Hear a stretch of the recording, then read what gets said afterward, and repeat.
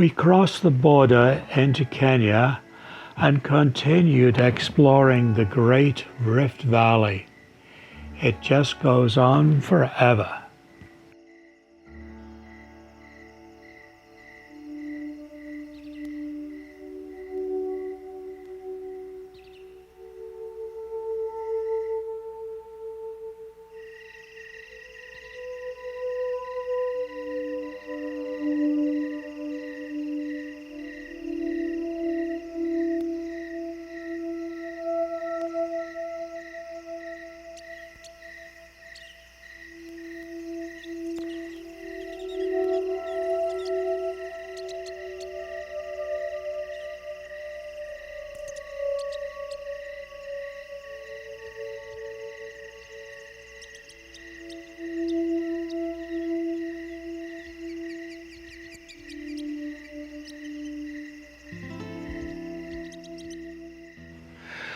We came back to this area 50 years later.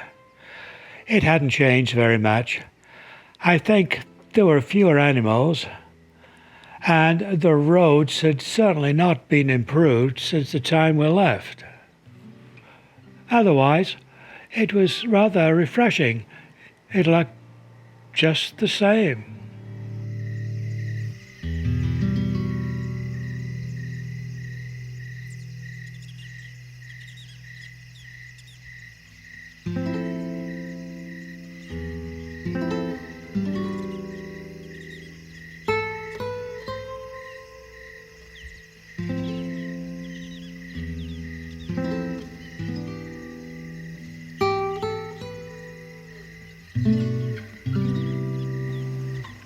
Sometimes we stayed in one of the lodges.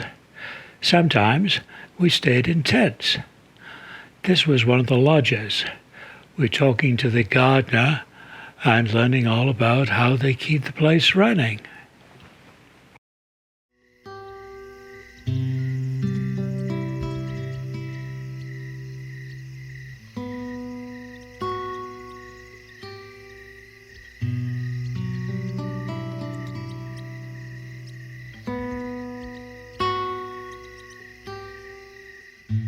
We had had a little bit of rain during the night, but after a good breakfast at the Kikoraka Lodge, we set off and Katano managed to get us stuck. Not only did he get us stuck, he managed to get a flat tire in the left rear. So the ranger and everybody else helped. The ranger got out with his gun, and it wasn't until a little bit later we discovered why. There was a leopard nearby.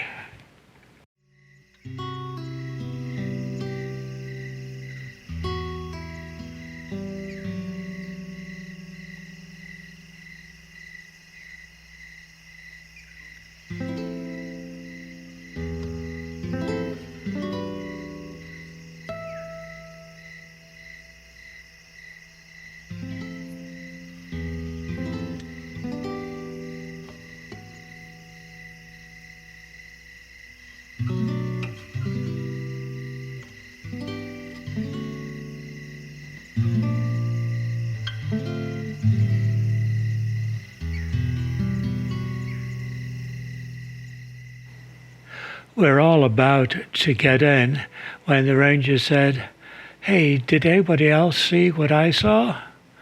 She doesn't seem to be particularly concerned, but she was certainly interested in what you guys were doing.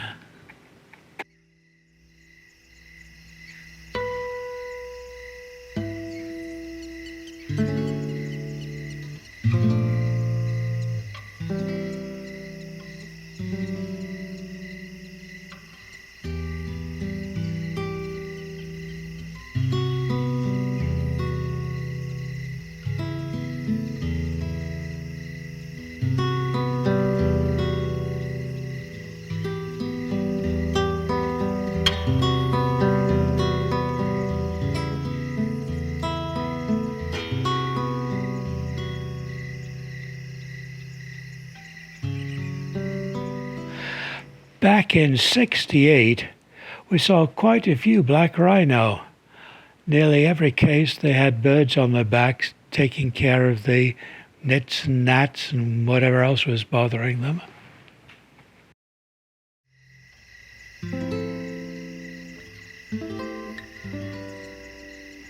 The next morning, we took off for another adventure, taking just about every road on the map, and then quite a few that weren't roads and weren't on the map. This turned out to be our Lion Day. We saw 3 or 4 different prides.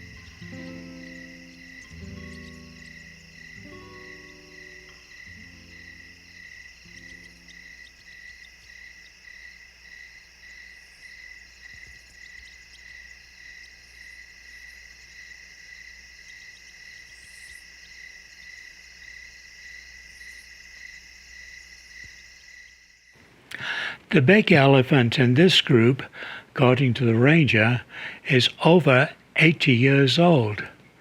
He's still in charge.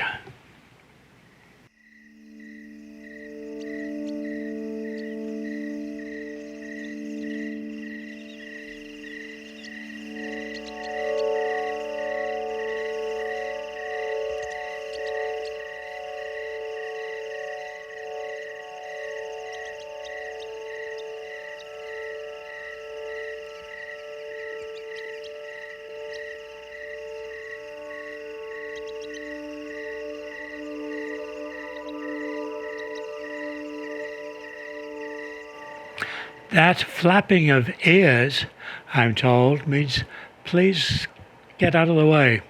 I'd rather you leave. Now this guy, on the other hand, was a lot more laid back.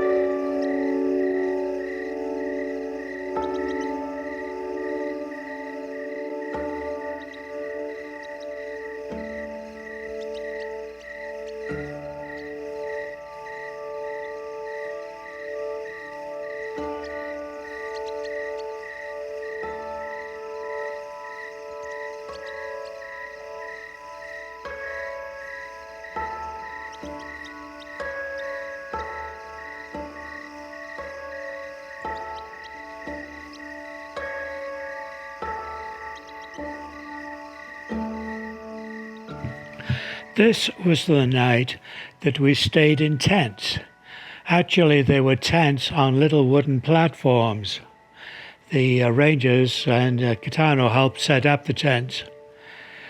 We had a pretty good night's sleep, but the next morning, when we were having breakfast, Margaret told the folks that she'd woke up her husband, said, "What's that?"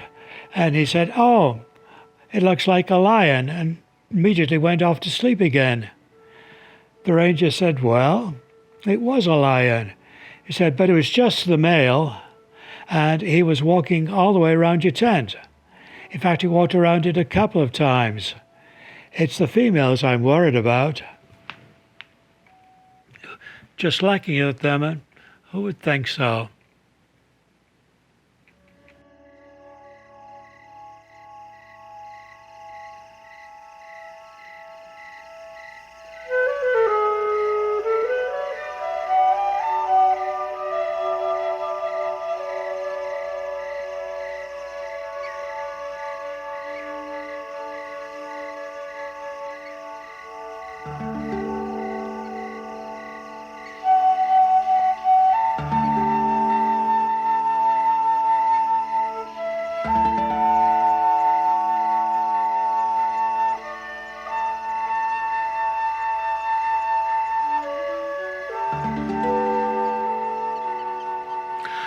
Mama had provided a nice, good-sized eland. Daddy had it, then the cubs had it, Mama had it. But what do cubs need before they go to bed? Just a little milk, and then presumably big yawn and off to bed.